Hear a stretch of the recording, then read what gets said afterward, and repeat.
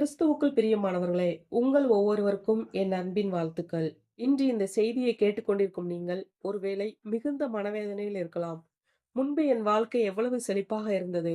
நான் எவ்வளவு மகிழ்ச்சியாக இருந்தேன். ஆனால் இன்று என் நிலைமை இப்படி ஆகிவிட்டதே என்று எண்ணி உங்கள் உள்ளம் கலங்கிக் கொண்டிருக்கலாம்.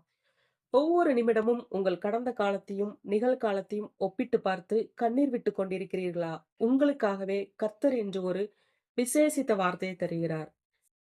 மனுஷனுடைய கண்கள் காண்பது வேறு, தேவன் நமக்காக வைத்திருக்கும் திட்டம் வேறு. நீதிமொழிகள் 14:12.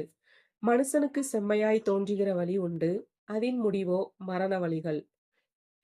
இந்த வசனம் நமக்கு ஒரு பெரிய எச்சரிக்கையையும் அதே சமயம் தெளிவையும் தருகிறது.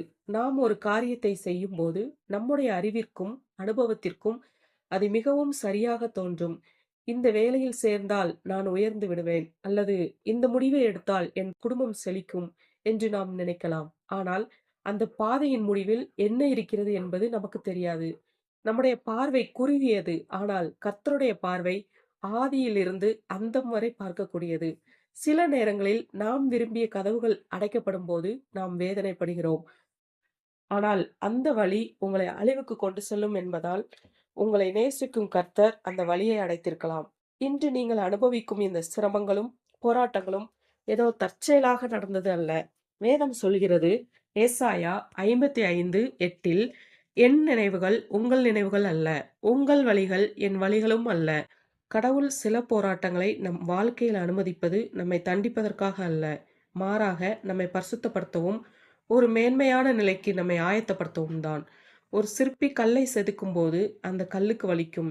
ஆனால் அந்த செதுக்குதலுக்கு பிறகுதான் அது ஒரு அழகான சிலையாக மாறுகிறது. அதுபோலவே இன்று நீங்கள் படும் கஷ்டங்கள் உங்களுக்கு ஒரு மேன்மையான சந்தோஷமான வாழ்க்கையை தருவதற்காகவே கர்த்தர் அனுமதித்திருக்கிறார். பிரியமானவர்களே, சோர்ந்து போகாதிருங்கள். உங்கள் கண்ணீரின் ஒவ்வொரு துளியையும் அவர் காண்கிறார்.